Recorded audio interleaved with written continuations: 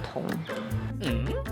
其实你说那个人生赢家，都是人家怎样看你，就是你们看我人生赢家，但是你们不知道我有孤独的时候。你孤独的时候那个场景是什么？我是自己一个人，下着雨吃。一个人下雨天吃，在加拿大多冷，对呀。在户外吃吗？对，是的。你说是买不起可乐是吗？是的。咬一口汉堡。康永哥，你人生当中有孤独的时候吗？我有一次一个人去吃饭，然后我恰当的点了2个菜，然后隔壁桌有一个人是一个人来吃饭，他点了8个菜，然后当时我就觉得，你为什么不给我4个？我当时我就不知道为什么，我心里面就觉得他比较惨，因为他想吃8个菜，可是他只有一个人。你喜欢吃甜的吗？我喜欢吃甜的啊。晚上你觉得孤独的时候，我最喜欢吃家里的小孩的那些玉米片，咔嚓咔嚓咔嚓。那你的孩子们会哭吗？没有。妈妈，那是我的。我肯定家里有很多盒的，真的，你试试看晚上。我去你家吃你孩子的骨片。我现在对于他到底是不是人生赢家有点怀疑。你知道我最孤独的时候是什么时候？是我手里有一瓶海天招牌拌饭酱，却找不到米饭的时候。那个海天的那个小哥，你在哪儿？啊，那个女生来，让所有的看这期节目的观众朋友都去你们的微博下面找你们要拌饭酱，可以吗？然后不管他们要多少，也不管你们用什么方法，你们帮我把这事儿给办了，因为你们是拌饭酱，可以吗？大家都去领。好。好，来我们看一下本期辩题。我是阿英，从小到大，别人对我最多的评价就是她真的很努力。8岁的我是死要跟算术死磕到底。哎呀，弄啥呢？咋一道都答不对？你脑是不是坏了 ？Stop！ 不许这么说，阿英，她真的很努力。虽然姥姥帮我说了话，可是她刚刚是不是承认我笨了呀？1、2。18岁的我不是天生强大，只是天生要强。学校文艺汇演，我一定要当 C 位。阿英，你不行就算了，你真的已经很努力了。天哪，听到没有？我又被说努力了。我28岁的阿英，深受 boss 重用，最近在 follow 一个5000万的 case， 马上就要跟 boss report 了。boss， 这是我的策划案。阿英啊，辛苦了，这次先这样吧。我知道你真的很努力了。我再也不想被说努力了。努力是一个好词，但总被人说他真的很努力，我一点都高兴不起来。所以，他真的很努力，真的是句好话吗？我先表明立场，我觉得不是好话，就是骂人。就别人说马东打广告打得真的很努力，你觉得这是一句好话吗？是啊。不，我站在反方。贝拉，你觉得是个好话？即便是这句话用在你身上吗？我每天都用在孩子们身上。哇，蛋哥呢？我就跟女神站在一起啊。我虽然不认为这是一句好话，谁这么夸我，我真的能特别生气。哎，他这种就是脚踩2只船的这种精神是怎么来的？就是既讨好了女神，然后又把自己的观点说成了不赞成，结果又立起了正方的牌子。天赋，这是吧？天生就是这么渣。哎，那个教授，我跟女神站在一方，我认为是好话。你站在一方就站一方，你干嘛说你跟女神站在一方？对呀，不能说吗？只能你讨好女神，我不能讨好吗？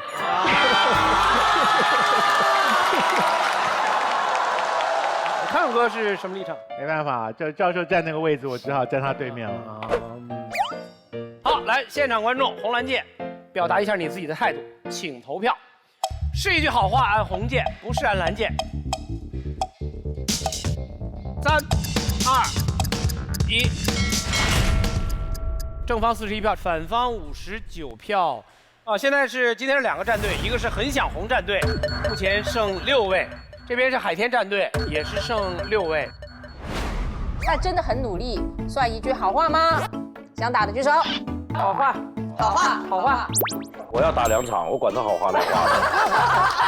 很努力，很努力。我们这队赢得了这个复活卡嘛，一直就是希望齐教授能够回来我们这一队，所以呢，对他期待也很高。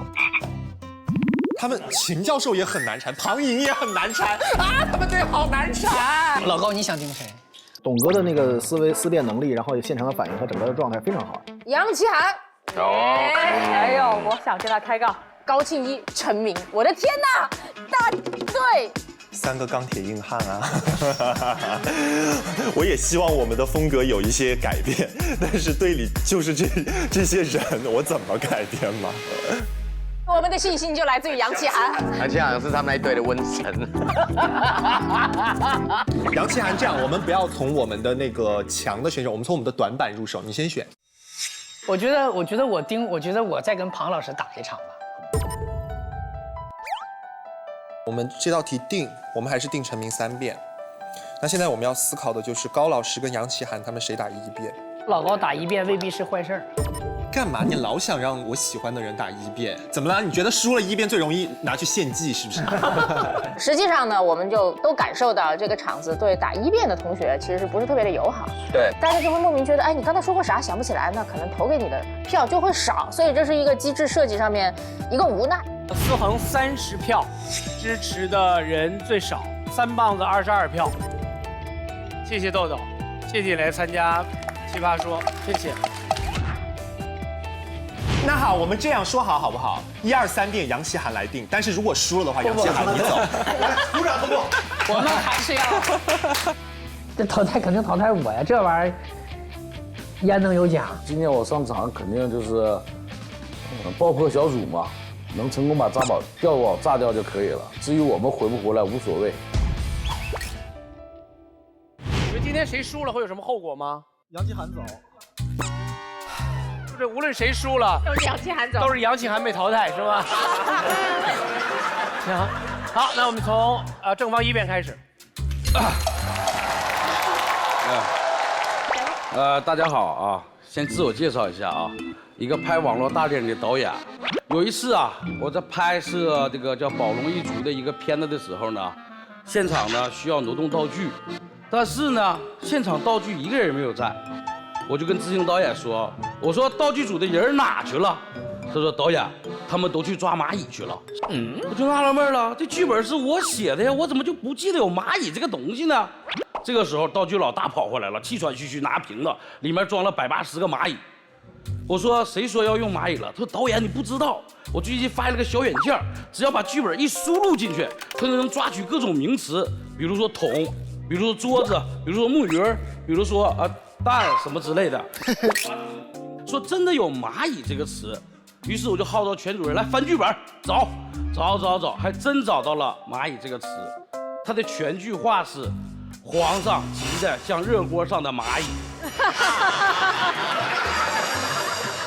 当时啊，气得我真想用这个世界上最美轮美奂的动词加名词骂他，然后呢让他滚蛋。可是后来我一想，不对。这件事情，起码他用脑了，他动手了，而且用心了。你要知道，一个既动手又动脑又用心的人，在剧组里是多么可贵吗？我一个导演我都达不到，所以我当着所有的人面说了一句：“你真的很努力。”你说我都这么努力的找了这么一个好词儿，你怎么就不能努力把它当做一句好话呢？好。很多人呢，当听说你已经很努力了，觉得呢，都不是一句好话。为什么？因为你要这么说我，就是否定了我的能力。那么大家，什么是能力呢？能力就是天赋加努力。天赋呢是从娘胎里带出来的，所以天赋这个东西呢，它不讲理，但是努力讲理啊。努力是我们每个人都能做到啊。你工作8小时，我工作16个小时；你工作24个小时，我也工作24个小时，外加头悬梁、锥刺股、凿壁借光。正因为努力是每个人都能做到的，所以呢，大家瞧不起他，觉得呢没特点，不个性。大家有时候呢，宁可要一个洋气点的缺点，也不喜欢努力这么 low 的优点。我是这24个拳手当中呢，唯一一个被复活的一个拳手。大家为什么复活我呢？我也后来分析分析，是因为我段子讲得好吗？你看，沈玉林老师笑了是因为我有钱吗？对面的高庆一笑了。是因为我长得帅吗？我自己都笑了。那大家选我是什么？那一定是看到我的努力。我快40岁了，有句话说得好，人过40岁，功能全减退，躺着睡不着，坐着打瞌睡，心里想挺美，干啥都白费。在我一个智力、体力、繁殖能力都下降的不惑之年，我日以继夜的去找段子，笔耕不辍的去改段子。很多人嘲笑我说秦教授用的段子都是2年前的，错，是20年前的。但是能把这臭边街的段子把大家讲笑了，我背后真的付出了很多努力，真的现在能让人笑太难了。看见那道门了吗？那道门呢是失败之门，从我到那里是24步。我为什么了解得这么清楚？因为上几期呢，我被淘汰过，我走过一回。我以为呢，在我这个年龄，吃过见过，可以拿得起放得下了，可以谈笑风生地从这里走出去。当我听到我被淘汰的那一刻，当着所有100多观众的眼睛走出这24步的时候，那个滋味它不好受。我什么都没有，我唯一剩的我只有努力。我努力的是不再走那个门，万一我再次走那个门的时候，我能走得心安理得。当我出了这个门，我摘掉我的名牌，揭掉我的队徽的时候，我想听到在我背后窃窃私语的声音，有一句发出来说：秦教授已经很努力了。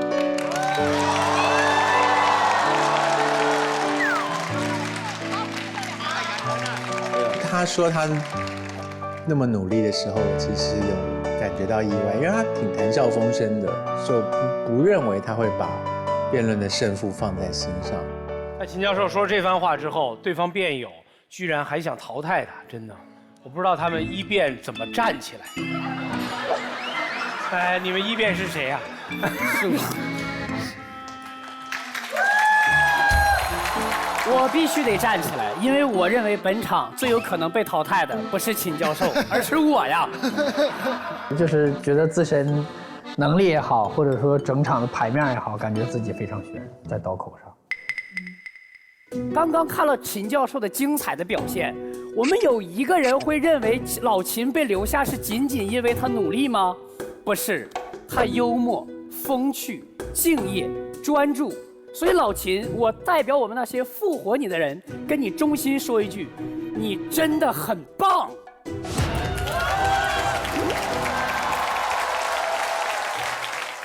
我认为啊，真的很努力这句话呀，不是一句好话，为啥呢？它就是一句普通的话。真的很努力，真的很用心，真的很上进，没啥特别的，就是人家跟你客气客气，人家客气客气都不夸长相，只能说明我长得太不客气了。好，说到长相这个事啊，大家知道我来奇葩说这事儿我有多拼吗？我为了来奇葩说，我打了10针美白针，做了个冰点脱毛，纹了个韩式半永久，我1个月8片前男友面膜，最后还做了个牙齿冷光美白。为啥呢？因为我希望能够好看一点。但是我忙活了半天，大家对我最多的评价是啥呢？他真的很努力。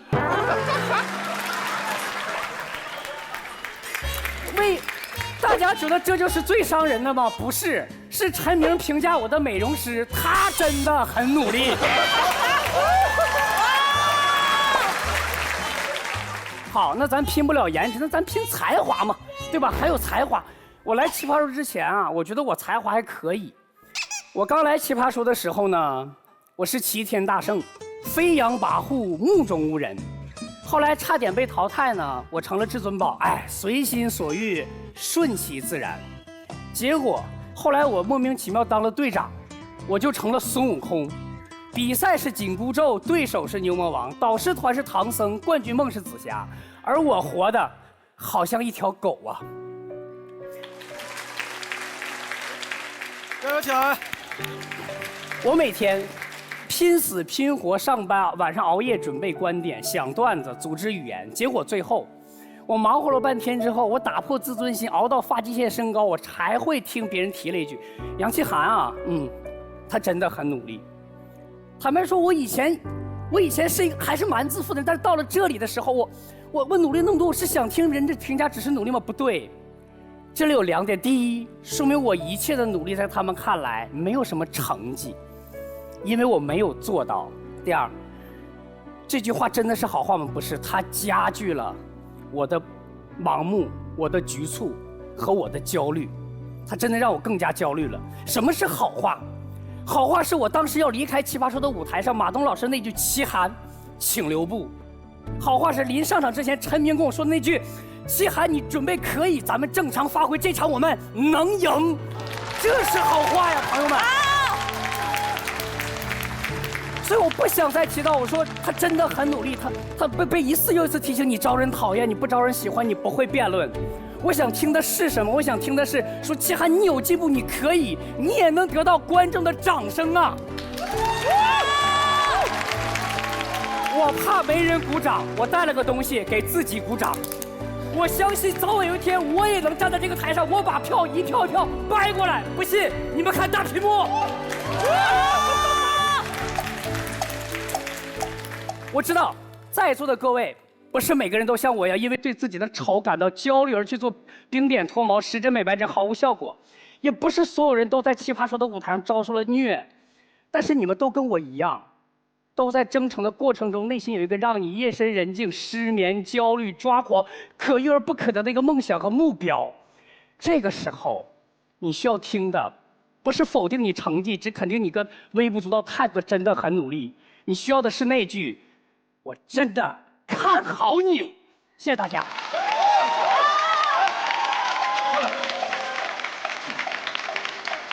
表现好不好我真的不想说，最可恶的是今天我竟然开始有一点喜欢他，那我就觉得他没有那么讨厌了耶。所有的教练都是刀子嘴豆腐心，就说的很难听，但其实真的很爱很上心。杨奇涵一次看得出他这个进步的轨迹，连憎恨他的教练都对他竖起大拇指。奇涵转变还挺大的，康永哥。他今天没有讲不忠不孝不仁不义，说明今天忠孝仁义都占全了，大概是。奇涵，我可以请教你几岁吗？啊，我今年29岁，29周岁。秦教授，你30几啊？38吧。两位长得真的是令人肃然起敬。哦，所以他们2个人差10岁哦。对，就我每天有7道护肤工序，然后都很认真的在护，对。但是有意义吗？不是，奇涵的问题是白不白吗？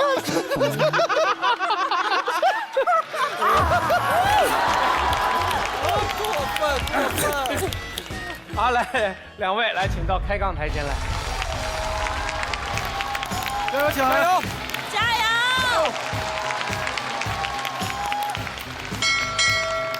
好，45秒，开始。你觉得什么是一句好话，秦老师？鼓励你的话都是好话。但你鼓励我，让我伤心了呀！你这是猪一样的鼓励，猪鼓励不是很好。好，我鼓励你，你还骂我是猪，我觉得你不忠不孝不仁不义。好，我再来问你一个问题。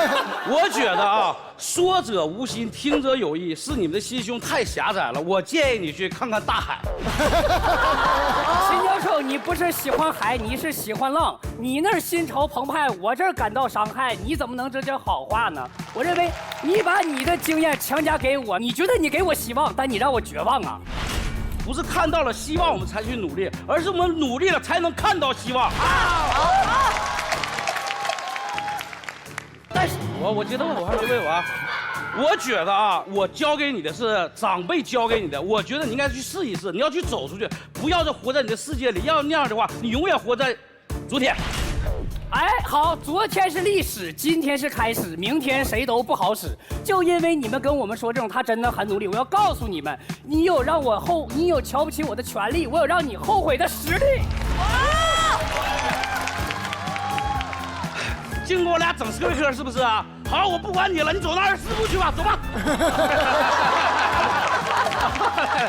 请坐，请坐，好。棒，太棒了。好，太棒了。好，我就喜欢看两个东北人打架，都压着2人转的韵，而且还不动手。秦教授把这个当他儿子，说老是打这个，我给我活下去，他永远都不管对方，他想讲就把他掰过来。他们俩刚才这个叫唠嗑，你知道吗？好，来，现在正方2辩，加油，加油！你们知道吗？就是杨奇涵老师有个风格啊，他每次不管打什么辩题呢，他都会说他的对手是不忠不孝不仁不义。他今天为啥没说呢？因为今天他就生动地诠释了什么叫做不忠不孝不仁不义。你说说你啊，全靠努力进步，不认努力的功劳，此为不忠；拿起筷子吃饭，放下碗就骂娘，此为不孝；我们用心夸你，你就胡乱揣测，此为不仁；又想结果美满，还要姿势好看，此为不义。我觉得今天这辩题我拿到的时候，其实我特别崩溃。我有一个事儿，我就是想不明白啊，这个辩题为什么会有反方？大家品一品，大家想一下，努力是一件好事儿，这个没什么好争议的，对吧？那为什么大家听到你真的很努力这句话就不舒服呢？到底是为什么？我想了很久，我觉得有一个最日常、最普遍的原因。诚如刚刚齐涵兄所言，当我们听到一个人说你真的很努力的时候，我们往往没有感受到他在说我有一个优点叫做努力，我们往往感觉到他在说我很笨，我不聪明，我没才华。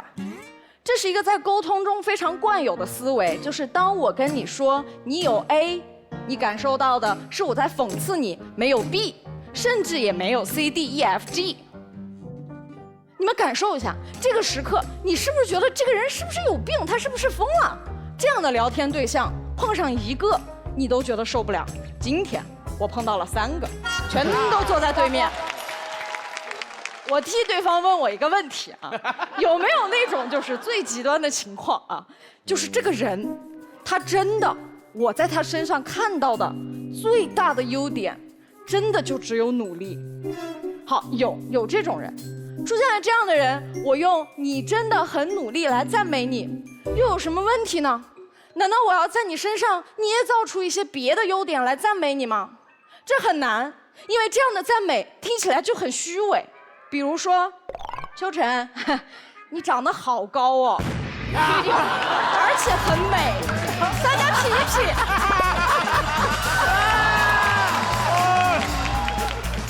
那我们调整完心态问题，我们再往前看。你说啊，我拥有一个健康的心态，可是我听到这句话我还是不舒服，为什么呢？因为真的很努力这句话戳破了我们的一个幻想。我们在幻想的世界里，觉得我那些求之而不得的东西，都是因为我还没有打出努力这张底牌。大家觉得这个幻想是什么？这个幻想是疲惫生活里的一点安慰吗？这个幻想会成为一个借口，会成为你真的去做、去努力的障碍。好，幻想的对面是什么？是真相。真相是这个世界上确实有很多事情，即使你努力了，也没有好的结果。比如齐寒兄打的那么多针。可是，我们真正排斥的是什么？我们排斥的是努力吗？不是，我们排斥的是真的很努力这句话惯常出现的那个语境。我们努力过了，可我们失败了。努力不一定会成功，真的很努力就不是一句好话了吗？大家知道《灌篮高手》，我说起湘北篮球队，你们第一个想到的是谁？是流川枫，赤木刚宪，是那句“教练，我想打篮球”。你们有多少人记得这是一支失败的球队？你们有多少人还记得在故事的最结尾，他们甚至没有打进全国8强？我们到现在仍然有很多人说湘北篮球队他们真的很努力，我们是在讽刺他们的失败吗？不是，我们是在告诉这个世界，这个世界上不是只有结果是否成功这一套衡量体系。我们都不喜欢唯结果论，对吗？但如果我们所有人都不承认努力的好处，我们又该怎么和这个世界抗衡？我们怎么去对抗唯结果论这种单一的衡量体系？昨天我输了一场比赛，输的那边就得走一个人，我们队的花溪就被淘汰了。他当时就坐在我坐的这个位置，24步，从这儿走到那儿。我看着他离开这里，那一刻我没有任何底气跟自己说没事儿，我真的很努力了。比赛有很多随机性，那一刻我能做的只是巨大的自我怀疑，我真的很努力了吗？你们知道吗？面对失败，最难过的不是我不行，我做不到，最难过的是我本可以，我本可以。这句话会萦绕在每一个失败者的脑海，每天晚上反反复复纠结不休。可是我的队友，他们拍拍我的肩说：“董静儿，这场比赛你真的很努力。”我感谢他们给我这句话，那一刻我才终于放下自责，我才终于不再为我本可以而难过。我们每个人在获得成功的时候都会得到赞美，可是我更想感激当我被失败暴击，当我怀疑自我的时候，能有人走上来跟我说：“哎，你真的很努力。”谢谢大家。好，有请。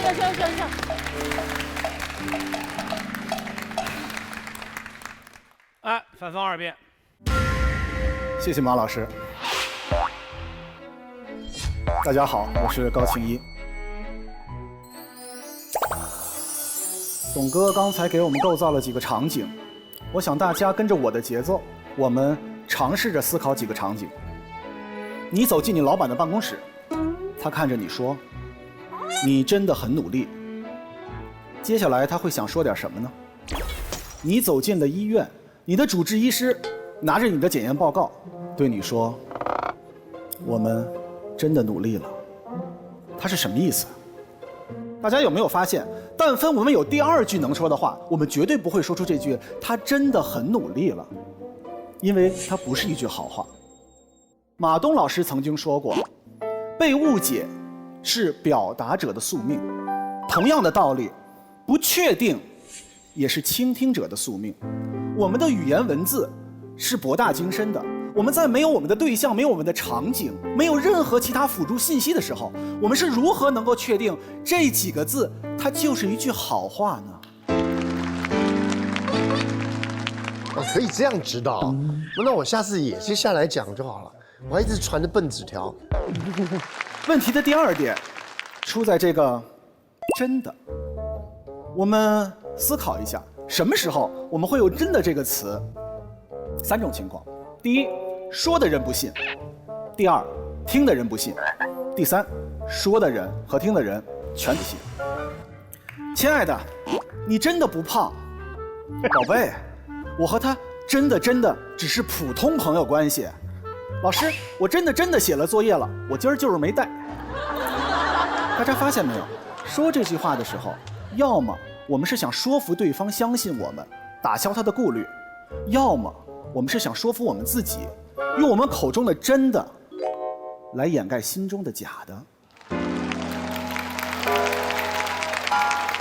如果这个人真的努力，那么这句话是一句废话；如果这个人不够努力，那么这句话是一句假话。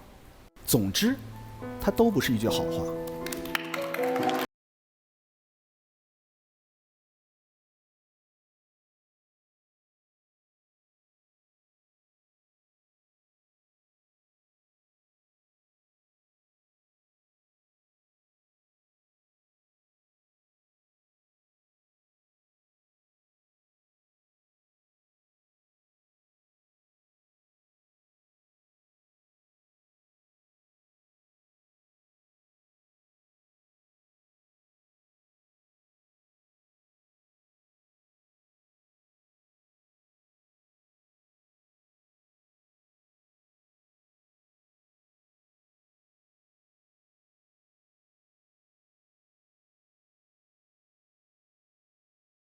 你用及格线去评价一个人的时候，你以为你是在夸他，实际上你是在羞辱他。说到了及格线，说到了分数，我就想起了校园。说到了校园，我就想起了我在校园时候的一次不成功的初恋。我从高2开始追我的初恋女友，一直追到我研究生2年级，一共8年。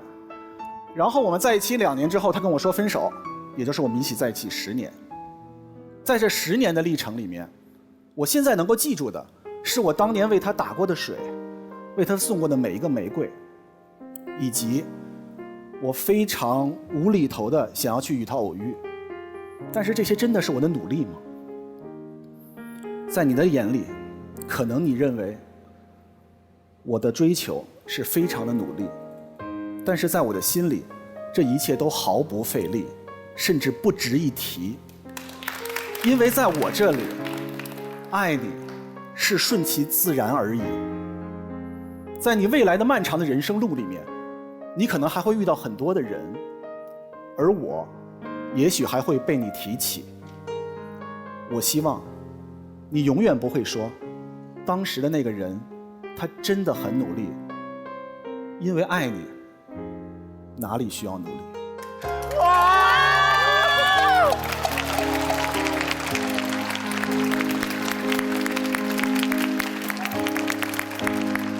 双方2辩过后，目前是反方多了6票。哇塞，全拉回来了，全拉30几票，全拉回来了。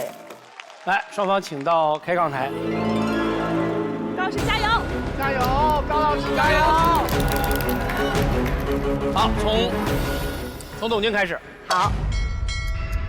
高老师，你们文化人太可怕了！你们犯错怪努力，你们撒谎怪真的，你们自己犯的那点糟心事儿，都让汉语言文学替你们背锅，这真的合适吗？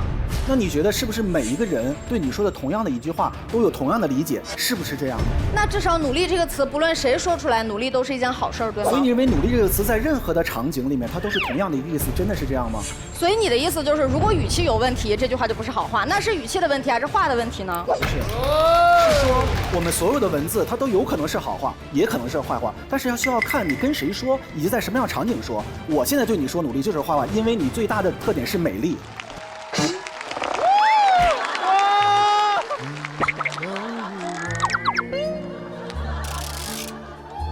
是这样的，首先我最大的特点确实是美丽，但如果你夸我努力，那是我另一个优点。我是不是没时间了？好，最后总结一下，其实高老师就是说，有些事儿他自己觉得不费力，别人夸他努力，好像委屈他了。我也不明白，你觉得自己长得不帅，可我就觉得你老帅了，我为什么没有说好话？别闹！你俩在干什么？这种辩论方式好新颖啊！他说他美丽，他说他老帅了，你们2个是要交往吗？没有。不敢。好，来，我们3辩。黄颖。大家好。说者，对方老说者，我跟你说哈，阴阳怪气的人说出任何好话都可能是阴阳怪气的，所以对于听者来说确实是不确定。我们今天在这里讨论的是什么？讨论的就是听者应该怎么听这句话。确实有些听的人会被夸了努力还不高兴。我们举几个例子。董哥，你昨天表现得特别好，你们备赛一定特别努力吧？啊，没，临场发挥，装。那个秦教授，听说你们最近那个电影表现不是特别好，但没关系，我看到了你的努力。我没努力，我要努力拿奥斯卡了。就至于吗？至于这么嘴硬吗？你看到没有？无论是成功的还是失败的，他们都不愿意承认自己努力。为什么？努力了好像就显得自己不够聪明。我们回忆我们的小时候，那个时候我们从老师和家长那边得到的最高的赞扬叫做什么？这个孩子真聪明，仿佛努力跟聪明比起来是低人一等的。但是随着心理学和教育学的不断发展，刚才我们的女神也说了，现在她夸孩子说什么？夸你真的很努力，这是夸出了2种截然不同的孩子。如果你跟这个孩子说你真聪明，他会认为他做得好是因为天赋，一旦失败就证明了天赋不好，那我就不要继续努力了，因为没有用，天赋是天生的，后天没法改变。这种心态叫做固定心态。那反之呢？如果我们夸一个孩子你很努力，他会认为每一次尝试都会在学习新东西，让自己变得更好，能力是可以通过后天的努力改变的，这个叫做成长心态。相比那些固定心态的人，成长心态的人在课堂表现、公司管理、情绪调节以及与周围的人相处等方面都表现得更好。所以对方最大的问题是他们把努力和能力看作了2个孤立且对立的概念，但实际上后天的努力完全可以提升我们的能力。今天在这里，我们想的就是要告诉每一个老师、每一个家长，把对孩子的夸奖从你真聪明变成你真努力。对每一个现场人的来说，我们能不能把这句话听作是一种表扬？这并不是在哄我们自己开心，而是我们可能比那些轻浮地说出这句话的人更懂得努力的力量，我们也更需要努力的力量。好。唐颖讲东西很清楚，但是他缺乏那种 punchline。对，我们大概都知道努力是一件好事儿，但为什么总有人阴阳怪气的去说努力？如果我今天努力了，被说是一句坏话，那我怎么办？我要不就不努力，要不我还得偷偷摸摸的努力，变成一个虚伪的人。杨奇涵自己很努力，他写了一本书，20万销量，鸡汤励志学，叫做《你怎么弱的心安理得》，告诉的就是年轻人在最该努力的时候，千万不要不努力。但他在这里告诉我们，努力是坏话。他为什么要黑化努力这个词？这是一个计谋，怕你超过他，千万不要被对方骗了。有另外一种情况，被夸你真的很努力的人可能会不高兴，因为什么？因为他可能没有真的努力过。就像高老师说，他说努力只是一条及格线。我告诉你，任何拼尽全力努力过的人，我可以骄傲地告诉大家，这完全不是一个及格线。2013年，我刚接过我们辩论队教练的职责，很长一段时间之内没有成绩，青黄不接，被人骂是传统弱队，被人质疑能力。有一次，我带队去参加一个国际大赛，4天6场。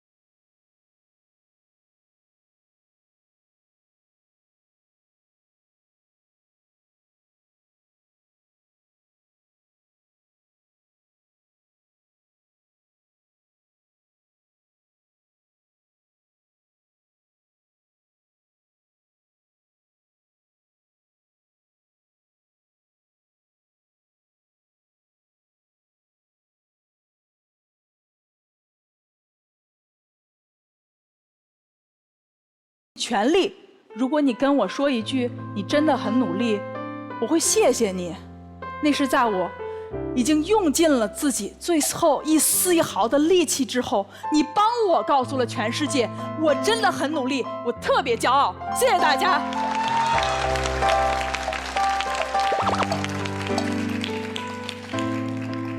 他发言，为什么你有一个带领了一个交响乐队的感觉？就是感觉节奏特别好，就是他的那个语言的情绪的节奏特别好。来，陈明。哇哦！对方有3个故事，声泪俱下的告诉了我们努力的意义，感动人心的力量，是一个正向的价值，是一个积极的态度。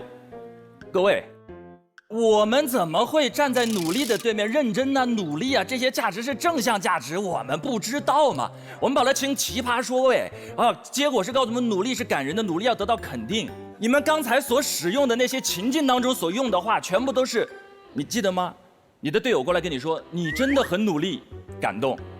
第一个点告诉我们，教育要转换，跟学生说，哎，你真的很努力，鼓励教育。辩题第一个字是什么？他真的很努力，不是你真的很努力。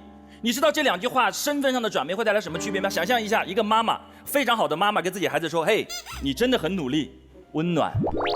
作为一个3个孩子的妈妈，跟一个孩子说，嘿，他真的很努力，温暖，压力吧，这是你倡导的教育观念。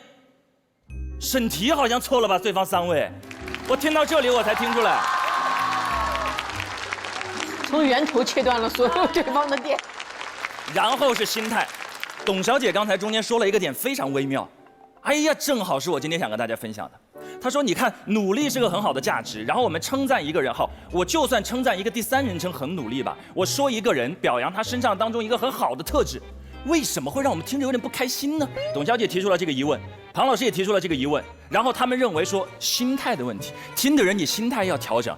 哎呀，你们缺一个传播学的老师。我来告诉你，这句话所引起的歧义到底是听者心态的问题，还是表达本身的问题？后者才是答案。这句话表达本身有问题。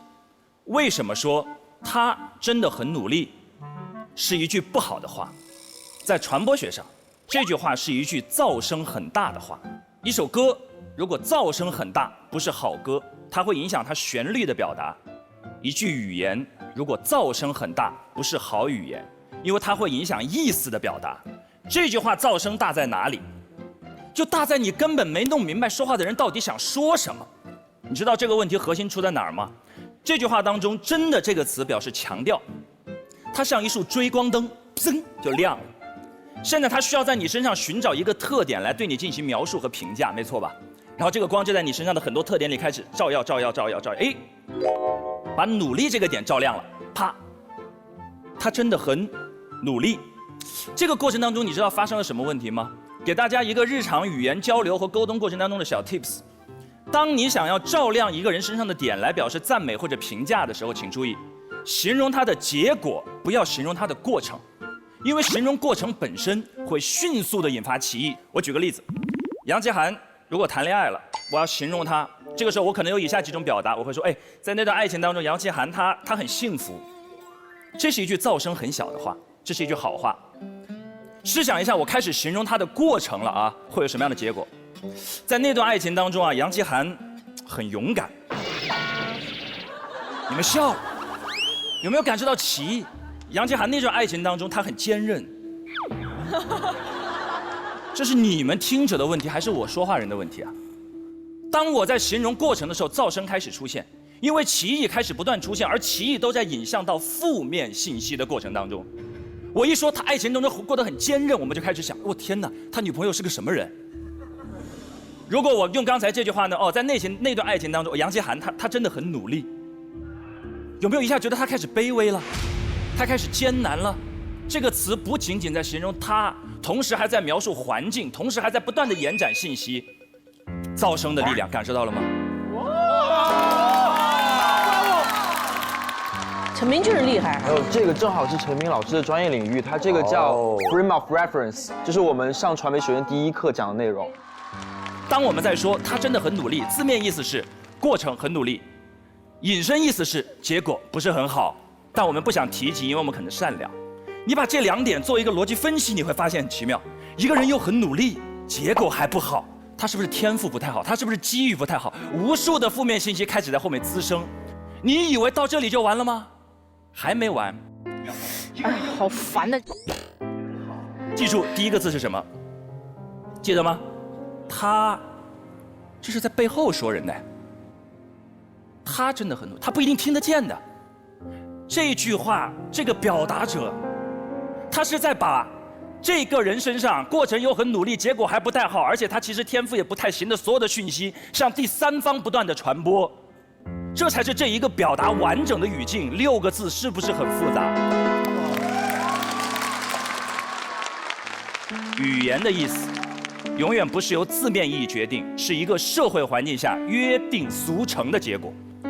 它取决于我们每一个人对它语言背后意义的理解。如果大多数人听到这句话都会有歧义的延展，在使用的时候一定要收回它。如果我们觉得一个人是好人，我们希望好人越多越好。如果我们觉得一句话是好话，我们可是希望这句话在这个世界上越多越好的。这么危险的话，如果对方觉得它越多越好，我很害怕。谢谢，谢谢各位。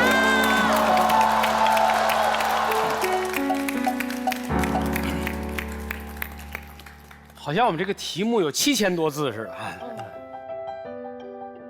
现在我有点想他。我觉得他应该在我们队。对，他就是老狐狸啊，因为我知道他是职业辩手、辩论大咖，然后睁着眼能说瞎话，但是还能让你听进去，这个真的厉害。来，双方请到开杠台。加油！加油，韩姐加油！好，开始哈，45秒。您觉得评价结果是好的，对吗？我觉得点亮结果，尽量减少负面信息，降低语言的噪声是好的。那你比如说，我评价结果，一个富二代很有钱，这句话是好话吗？这句话要需要更多的语境了，要看他做过哪些事。对，非常好，看到没有？照着陈明老师这样说，7000字以下的话，基本不可能是好话。不是。恰恰错了，我想说的是，对所有的话的判断要保持一个谨慎的心。好，我想问你一个问题了，刚才你说了那么多，为什么都是你真的很努力？怎么从来没听你们探讨他真的很努力这个语境？来，我妈跟我爸对着我说他真的很努力，你下次请他吃，哇，怎么不行？我现在想问你的是，妈妈跟自己其中一个孩子说他真的很努力，你觉得好不好？你看陈明老师又在玩7000字以下都不是好词的问题。那我给你另外一个语境，我当着所有的人夸杨奇涵，我看到了你的进步，你真的很努力。我不光给私下里夸杨奇涵，我对着大家夸他，让大家学习他，怎么了？杨奇涵用了5分钟说了，他听到这句话真的不开心。我今天就是要告诉齐涵，齐涵，我们大家对你的努力的认可不是假的，是真心，你不用这样。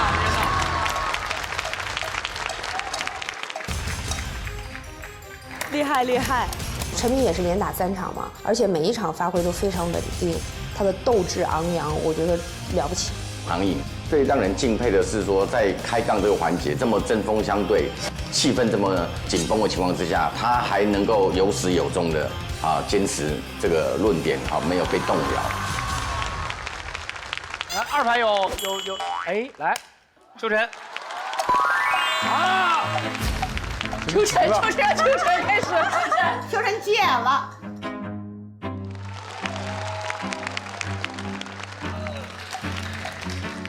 陈明在说话的时候，我就一直在摇头，因为实在是太可怕了。他完美的向大家演示了一个自己想太多，而且希望所有人都想很多，非把一句那么简单的话解释出800个含义，以及从传播学角度解释所有的谣言是怎么样产生的机制，他一个人完美的演示了全部。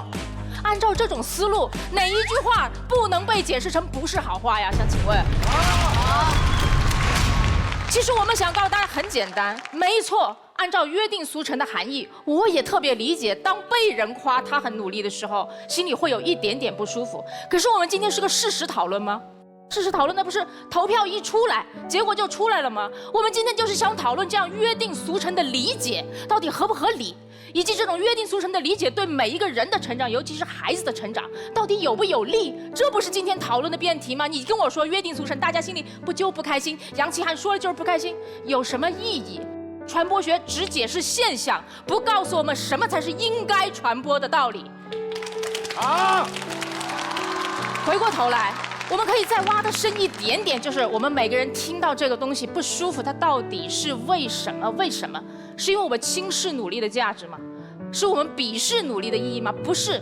恰恰相反，是因为我们每一个人都太珍视、太珍惜自己的努力，因为它是我们人生中最后一张底牌，是所有失败的借口，也是我们人生中最大的一张王牌，我们要留给最珍惜的爱的人和事情。所以，当有人说他真的很努力的时候，你会有一种不高兴，那是因为你在警觉，你会低头看看我手中的牌是不是真的打出去了，你会检视一下我面对的人和事是不是值得我这么努力，所以你那一刻你会觉得很不舒服。可是我想告诉大家，不要担心，不要害怕，你们不用担心你现在做的事情是配不上努力这个词儿的，因为就像我们说的，人要有成长的心态，你所做的事情的价值和意义可以被你的努力所改变。虫仔真的是把二排当一排打。给大家举个例子，在18年前，18年前我人生中第一次打辩论赛，那个时候辩论是什么？根本没有今天这么豪华的场所，这么多关注的人，就是社团里面最微不足道的一个小活动，申请不到经费，也没有人来看，没有意义。可是那个时候，我依然很努力地打辩论赛。今天大家都说我们队是一个特别勤奋的队伍，很努力的队伍，我们挺高兴的，真的。可是我想告诉大家，为什么能有今天？是因为即便是奇葩说的舞台上面我们这么努力，可是在18年前我打一场只有5个人观看的比赛的时候，我也一样努力，所以才有今天。辩论的价值不是到了今天才有意义，是因为我们过去就一直很努力，所以才有意义。所以我认为它不仅是一句好话，当我们夸人的时候，不仅要夸他真的很努力，而且我觉得你们应该夸我，他一直很努力。谢谢。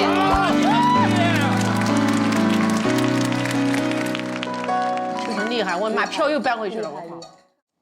他是完全不松懈的哈，就是小小的身躯里藏着一个巨大的灵魂。看那个虫仔的那个态度，他那个激动的保障的情绪，我想说他真想靠他这一轮要打到赢回来。来，简单粗暴。我的妈呀！首先，我不知道大家记不记得我上一季总决赛的一个细节。何老师问我，他说：“潇潇，你赢了，你的感受是什么？”我说：“我应得的。”我没有说我真的很努力，我没有说陈明真的很棒，因为我知道奇葩说每个人都很努力，这不是我潇潇赢的特质。刚才庞颖学姐她很可爱，她提到了一个阴谋论。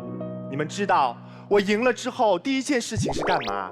我拿了 BB King， 我肯定要上网去享受大家对我的赞美。于是我点开了我的微博，热评第一条：潇潇赢了，有黑幕。热评第二条：潇潇这一季她真的很努力。我告诉大家，第一条骂我有黑幕，我不会生气，因为不满的是骂我的那些人，我气的是他们说潇潇她真的很努力，在背后说别人她真的很努力这句话的人，道德品质有问题。简单来说，我用4季奇葩说的时间，给自己造了一个什么样的人设？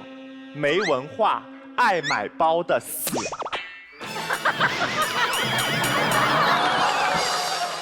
我告诉你，这个标签听上去非常的刺耳，但非常的适合打比赛。自从你们给我贴上了潇潇是一个认真努力的辩手这样标签的时候，对方的战斗力直线上升。老实讲，这一季奇葩说，我是我们队的教练，我相信每个队都很努力，但是我更相信我们队的队员一定比每一个队的队员都更加努力。为什么？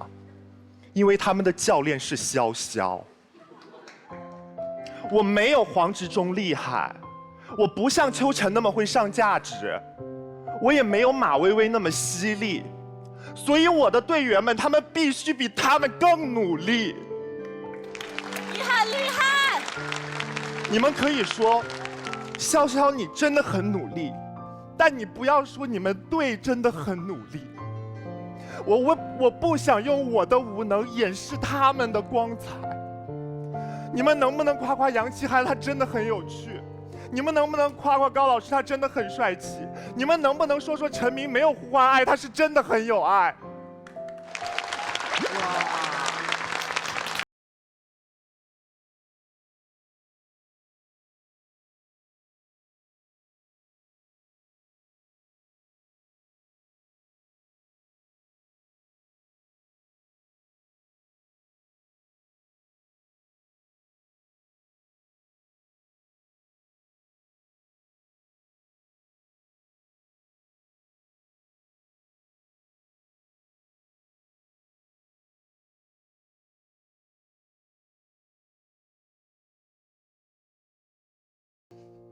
来吧，双方各有30秒时间，冷静一下，做结辩。先从反方开始。我其实只要大家记住一件事情：如果以后在听到他真的很努力，你心里开始有点不舒服的时候，你可能会问自己：是我的心态有问题，还是他说话的方式有问题？你只要记住，真的站在传播学的角度，这个责任在说话那一边。不是你的心有问题，记住这一条简单的小建议就好。谢谢各位。正方30秒，开始。其实我们大家都认同，表达者可能是善意，听到的人他至少夸了我一个优点，这些都没问题。陈明老师说来说去就是一个什么？7000字以下的东西可以被误解，被误解又怎么样？被误解是表达者的宿命。我们因为这个不表达了吗？我们因为这个把所有有可能被误解的话都定成为坏话吗？我今天能说什么话啊？我们奇葩说的敢想、敢说、敢做、敢当，我被误解了，我可以再解释给你听，但你不能跟我说这是坏话，不让我说。谢谢大家。好，来我们现场观众，最后的投票时间，目前真的只差1票，所以每一个人的投票都有可能起决定性的作用。支持正方按红键，反方按蓝键，请投票。5、4，我真的求生欲。2、1。哎呦，什么？我。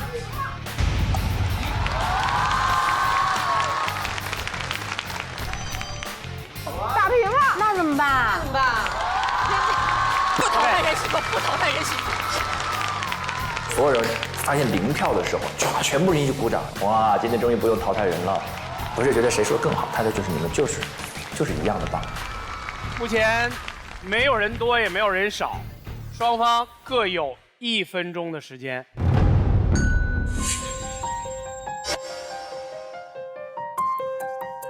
1分钟的时间做最后的结辩，而且要到开杠区来，每边1分钟，要到开杠区来。你说都打平了，你就顺势而下，顺坡推舟，对不对？今天大家皆大欢喜，都表现很好。不，再来杠1分钟，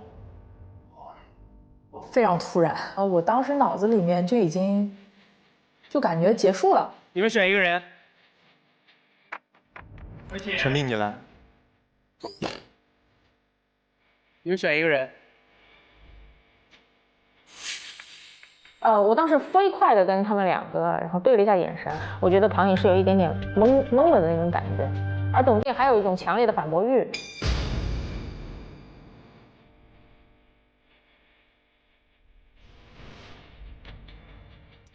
每个人1分钟啊，计时开始。从一个很简单的刚才庞颖没有回答的问题开始。妈妈3个孩子对其中一个说，他真的很努力哦，好，是不是一句好话？这个问题出在妈妈只夸一个人，而不是出在这句话不是好话。那是不是妈妈应该对3个孩子每个人都说你真的很努力是好话，每一个孩子都说他真的很努力会更可怕？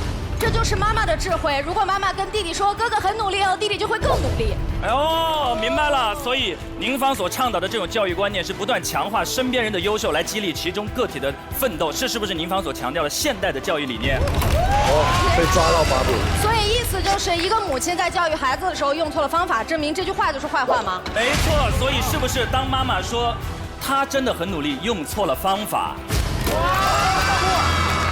陈明这个老狐狸，陈明真的是个老狐狸。陈明最可气的地方是在于他油腻到你已经忍不住要喜欢他，就是很讨厌。想问陈明老师，一句话可能被误会，它就是坏话吗？不是，这句话太容易被误会，以至于约定俗成当中99%以上的人都会误会它。这句话是表达的问题。陈明太强了吧？所以开杠还是他们比较有用。哇塞！时间到，本方时间到，正方13秒。其实今天陈明老师倡导的就是，我们想要对别人表达赞美，我们应该努力学习4年传播学。没有学过传播学的人都没有资格表扬别人。我们觉得不是这样，想表扬就表扬，勇敢一点，这是好话。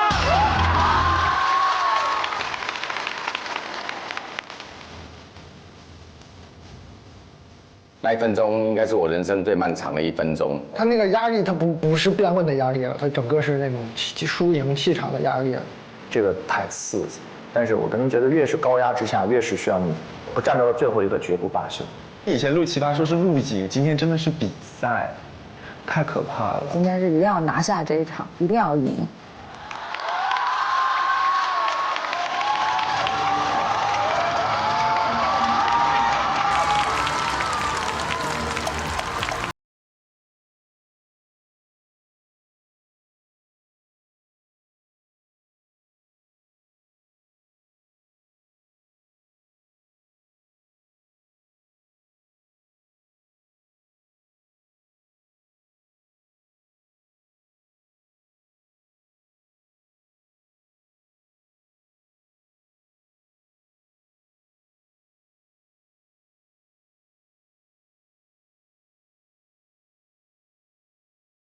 5秒钟决定，开始。5、4、3、2、1。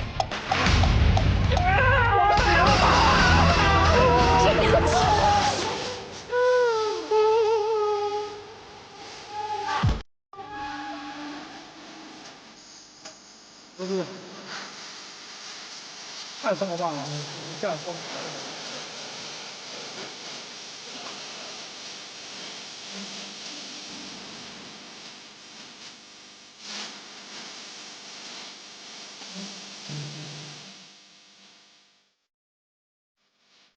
哎呦，你刚刚在平局的时候一边淘汰一个不就完了吗？现在多尴尬！哎呦我的天哪！康永哥，这是你经历过奇葩说这么多季辩论以来，这是最辩论的一次辩论，因为如果连传播学都拿出来讲的话，其实是已经用到没招了，很危险，因为你的专业可能不是大部分人生活里面有的经验，所以拿出这招还能赢的话，我就觉得真的很了不起。我很佩服董小姐，很了不起，在最后那个时候。哇，陈明这种人他都扛住了。你看，这是好话吗？陈明这种人。女神，你觉得这句话是好话吗？我觉得是好话。不，我也一样觉得啊，这句话就是好话。我们对努力看得太轻了，但我们不够努力。他还有个语境问题，因为可能你上网比较少，我也很好奇，今天6位。居然没有一个人提到最常看到这句话的那个情境，就是粉丝为偶像辩护的那个情境。我今天站在正方也是从那个角度想的。我见过很多一个明星偶像的粉丝，就出来跟人吵架，没得吵了。比如大家就说，哎，你就什么小鲜肉啊，就唱也不行，跳也不行，他就吵生气了，粉丝就说他真的很努力啊，就说这么一句，然后就被大家笑嘛。但我慢慢发现，就这些粉丝用这句话的时候，其实挺可怜的。不太建议大家这样反讽他们，因为这个偶像的容貌他学不了，唱跳他也学不了，运气他更学不了。粉丝在用他真的很努力这句话来维护他的偶像的时候，其实是安慰自己的。就只有努力这件事，我也可以做得到。就所以我站在正方今天。来，我们看看今天，哎呀，2票啊。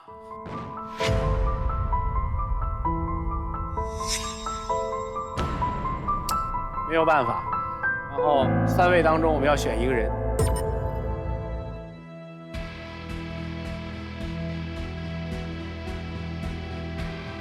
我看着他们3个人的背影，然后我当时特别难受，我想说，谁走了我都受不了。我真的努力了，我觉得我是一个合格的一边。哎，要是不输就好，要是当时就差那么一口气。我当时其实已经有点不知道该怎么面对大家的投票，因为就跟昨天一样，又是我们3个人的名字出现在那个大屏幕上。Oh my god！ 然后你就看到那个柱子会长起来，然后柱子最矮的那个人他就要离开了，然后你要一个一个站起来，然后说啊，大家开始投票吧。然后3位当中我们要选1个人，规则就是规则，没有办法。我能说2句吗？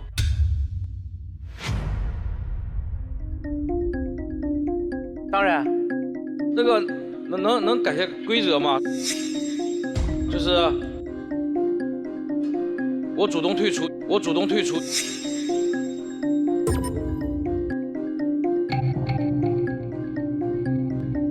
对，因为我确实在拍戏去了，我没觉得我能走这么久。其实我实在是，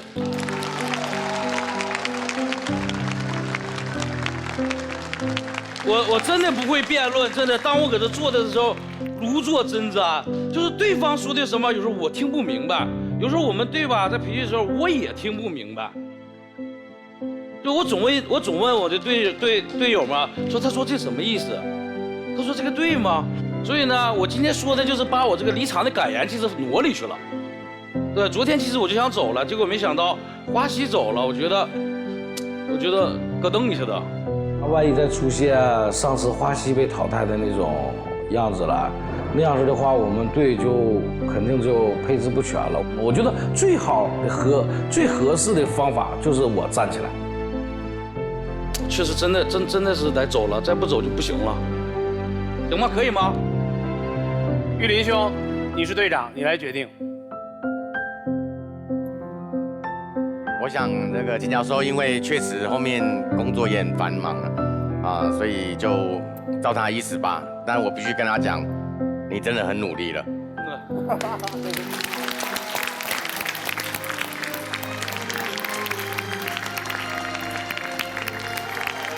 这秦教授走很可惜。还行，这样队伍就保住了。拜拜，走了啊！拜拜，拜拜，秦教授，拜拜。在奇葩说第一次有人站出来说，如果走那我走了，这是一个在那个时候非常男人的决定。我们东北人的大气社会。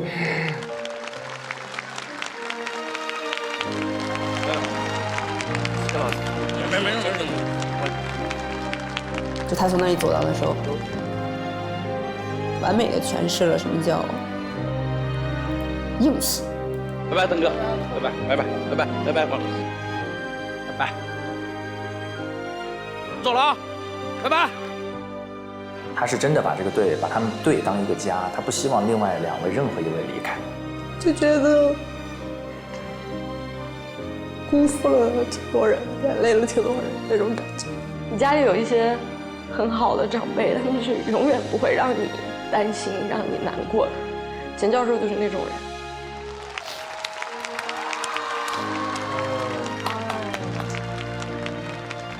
一点遗憾都没有。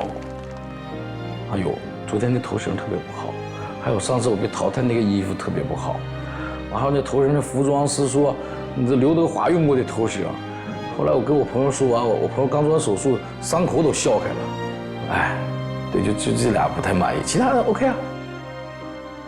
来《奇葩说》的目的，我就是想火，我想做一个有流量的导演，这样式的，我以后再拍片子，我看谁敢骂我，我的粉丝就会骂回去的。常言道，侠之大者，为国为民；侠之小者，左邻右舍。为国为民倒没有那么高，但是左邻右舍没毛病。我们要从这个淘汰区当中要复活秦教授。我们也要。我们先使用的。我们先说了。吃回来啦！开心。那道门呢是失败之门，当着所有100多观众的眼睛走出这24步的时候，那个滋味它不好受。